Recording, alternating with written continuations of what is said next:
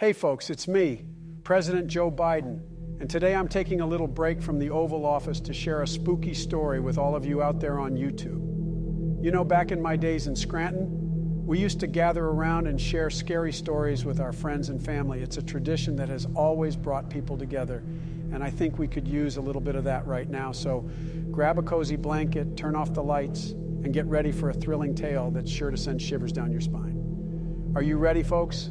Let's dive right into this chilling story together. And remember, there's nothing to fear. I'll be right here with you every step of the way. Now let's get started. You know that meme about how presidents and governors, after getting elected, look super shell-shocked and stressed the next time they make a public appearance? Like the first thing that happens after you come into power is that you're pulled into a room and told all of the secrets of the world. Well, turns out it's true. As a matter of fact, it's a VHS tape. The 4-hour tape was always a bit of an urban legend at the office. I'll be keeping the details of my role in government very, very vague, but to be absolutely clear, I am very low level. My role is caked between layers of bureaucracy, and in the grand scheme of things, it's a pretty inconsequential role. When you're working at my level, you're generally not privy to any high-level secrets. Yes, top secret meetings did occasionally happen in our building, but my focus is pretty limited and heavily administrative. So, you do what any other department does when you're in the bottom rung of the hierarchy. You discuss rumors, rumblings, crazy conspiracy theories, and everything in between. It's water cooler conversation for us. Man, I wonder what the folks at the top are doing right now. That kind of stuff. Out of all of the rumors that fluttered around the office, the 4-hour tape was always the one I found the most fascinating. The crux of it. Once you reach the highest clearance level, you are sat down and shown this tape. None of us knew what the contents of the tape were, or if a tape like this even actually existed, but it was fun to speculate about it every now and then. Most of the time, we found with our little rumors and conspiracy theories that the most mundane answer was usually the correct one. Life in general finds a way to surprise us with how boring everything can be. Now, there's something you should know about me before I continue. I'm a wimp. I'm meek, anxious, and generally restless. I'm a chronic rule follower. There's no part of me that wants to dig up secret documents and uncover the truth about what happens at the highest levels of government in our country. So when I discuss the events of 4 nights ago, please be mindful of that. I didn't ask for this.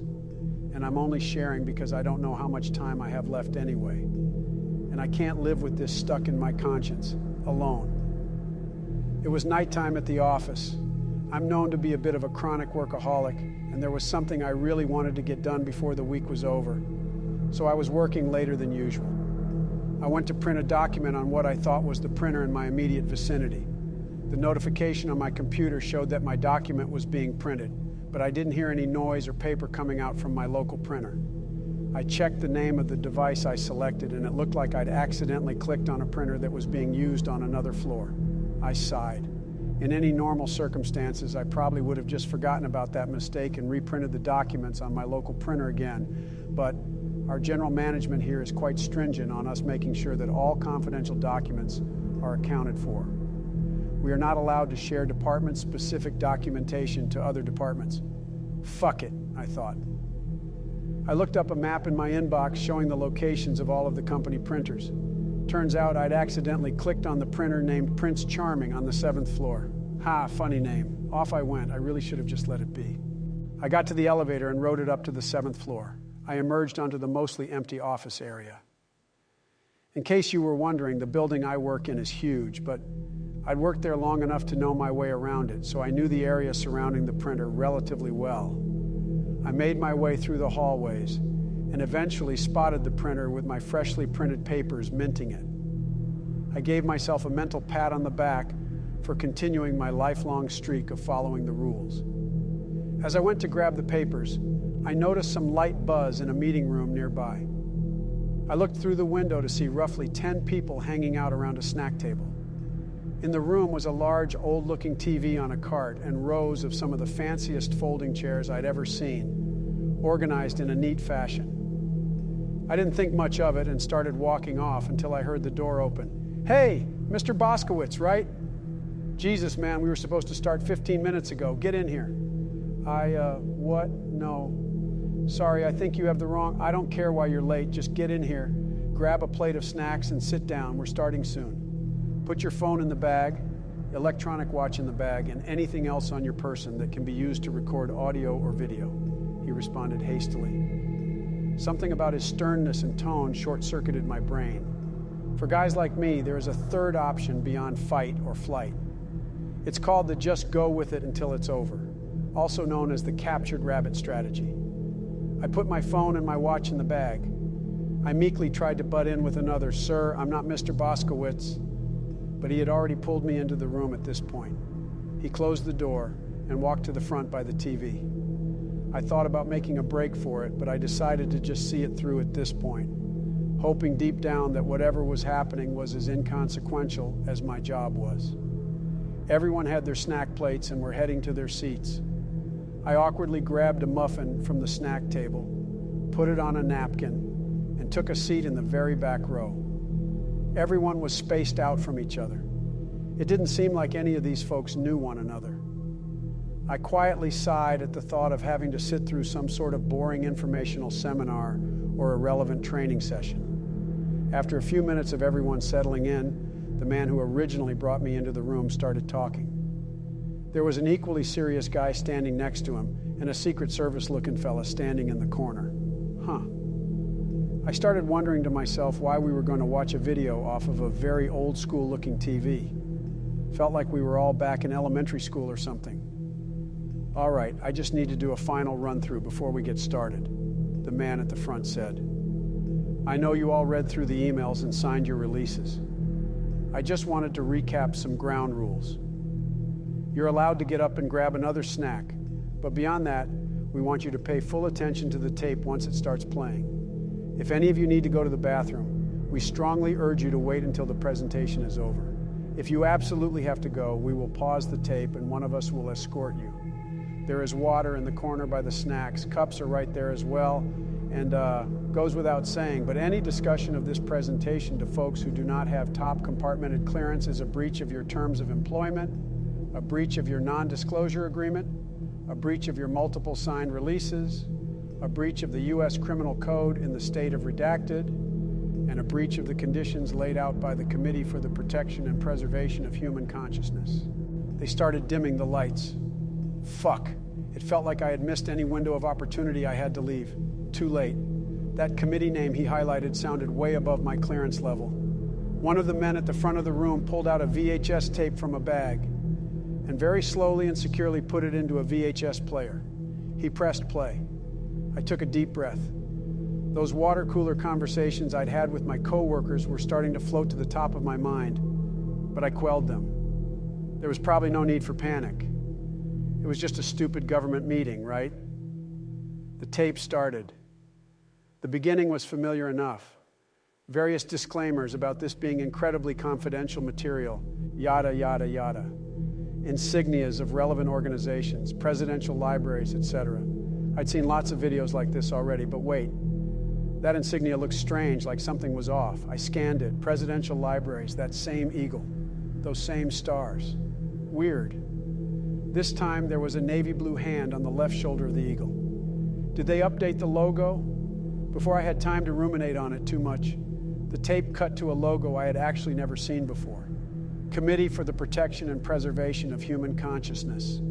The logo was just an image of planet Earth. Fair enough. The video cut to a room that looked similar to the Congress floor, but with some strange differences. Seats were much more spaced out. The podium looked like it had seen better days, and the whole room looked to be on a pretty steep incline. Everything was in black and white. It looked like there were about 50 people in attendance. It was hard to make out the faces. Everything looked very dated, like the video was from the 40s or the 50s. The tape lingered on this one shot for quite a while. Minutes passed. I noticed what looked to be a choir, all in outfit, and perfectly huddled next to each other, standing in one of the corners of the room. It really felt like I shouldn't have been seeing this. None of this was meant for my eyes. After a few more minutes, the tape abruptly cut to an awkward angle video of a man speaking at the podium in the room. It was too zoomed in, enough that you couldn't see his eyes or his hair. It didn't look all that professional. I couldn't tell who he was. He spoke. Members of the Committee for the Protection and Preservation of Human Consciousness, I thank you all for coming tonight. We are lucky to be in the good graces of our visitors today. Without rehashing our painful history, the tape cut to a camera slowly panning over all of the faces of the folks seated in the room. The attendees looked pained, somber. The man continued his speech as the camera continued panning over the committee. We can acknowledge that the journey to this moment has been an arduous one. I am pleased to say that humanity, faced with a dire ultimatum, has come to a majority decision. To our esteemed guests from across the solar system, we are thankful for the opportunity you have given us to negotiate with you. I felt adrenaline. Fuck, we had made contact with extraterrestrial life. This was the truth. Maybe, like the saying went, the truth would set me free. Before I outline the decision taken by humanity, I want to, from the bottom of my heart, thank the brilliant representatives from all of the nations of the world who came together to ensure that this decision was taken with utmost responsibility, care, and appreciation for our human species. I'm aware that this was not a unanimous decision. Shit, what did that mean? I felt the sweat on my brow. I felt nausea coming in. I awkwardly and slowly took a bite of the muffin. The tape returned to a now corrected angle of the speaker at the podium. His eyes were visible. They looked strained, like they'd seen multiple versions of hell. To the nations who still disagree, he continued, I thank you nonetheless for accepting the majority decision. May this moment, which will be held in secrecy throughout the rest of time, be appreciated as a critical milestone for human civilization. Tonight is not a victory. It is a somber moment. However, we were faced with two options: extinction or accepting the agreement. We made our choice, and I believe time will show that this was the right decision. What was this? I hereby announce that we accept the agreement provided by our special guests who have chosen to go by the name Redacted. The intergalactic species known as Redacted will allow humanity on planet Earth to continue to populate, grow, and innovate. In return, all governments of the world will honor the promise. He needed to spit it out. What the fuck was this agreement? We will not be covering every element of the agreement in this session. I will, however, highlight the main points. At this point, the video showed the man at the podium looking down. He was reading off of something. For the first time, he looked nervous, scared. I saw some humanity in him. We honor the agreement that Redacted hold the right to visit planet Earth on a recurring basis. They will be allowed to consume, for the basis of nourishment, a majority of the human population on planet Earth. After every visit, the remaining humans on Earth will be expected to breed and grow to capacity in time for the next visit. We acknowledge that we will maintain a parallel history which will be shared with our world's population to ensure that humanity stays motivated to continue existing as a species. This parallel history may suggest that mass extinction events are the results of man-made folly, as opposed to the work of external forces. For the first time, my fight or flight response was actually flight. I wanted to escape, but I didn't know what I'd even be running from. The last visit by Redacted was approximately in the year 1346, and it lasted 7 years. We will continue to honor our parallel history about this event.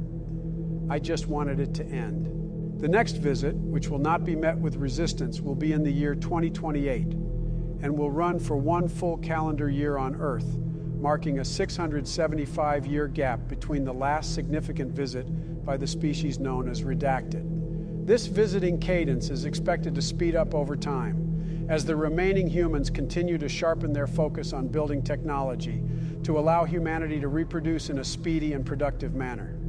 Jesus Christ.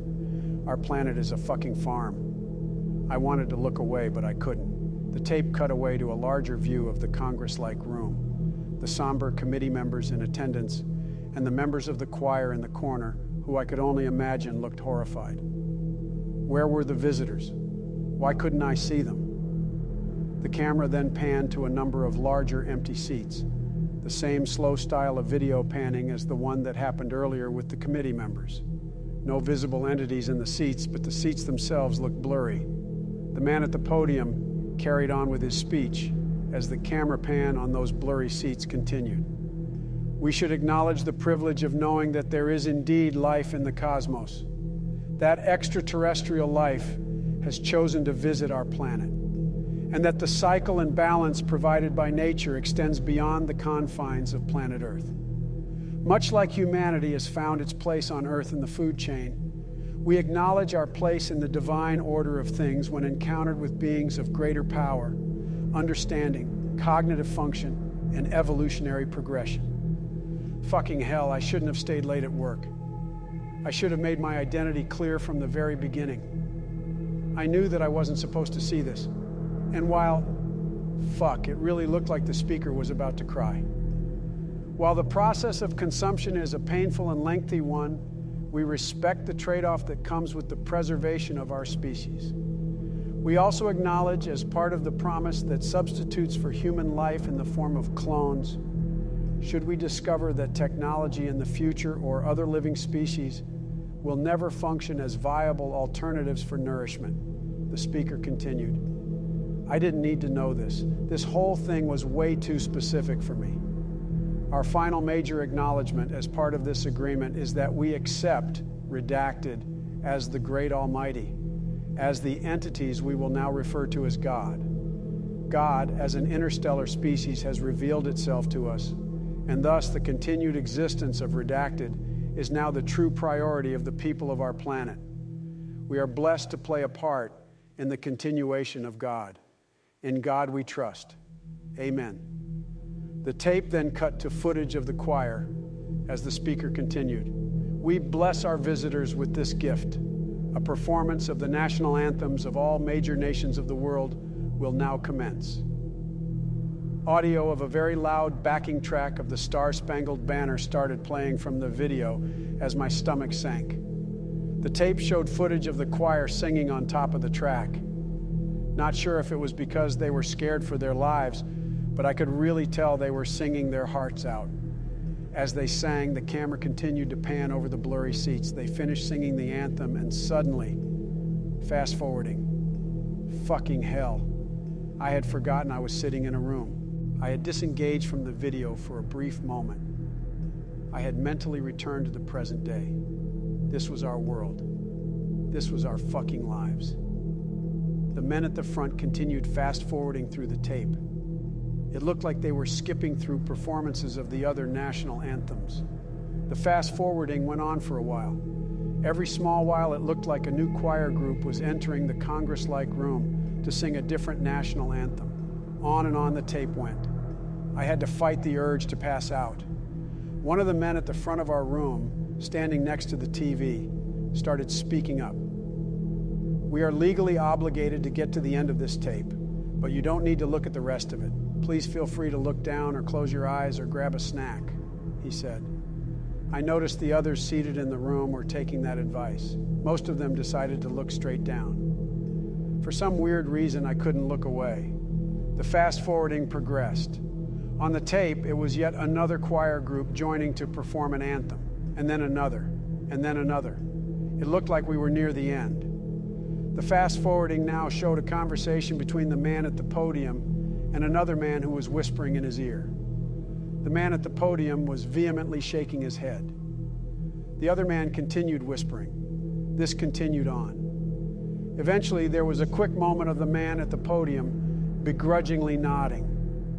The last few fast-forwarded moments of the tape remain burned in my memory to this very moment. They were pandemonium. The attendees were sitting in their chairs, frozen, shivering, crying.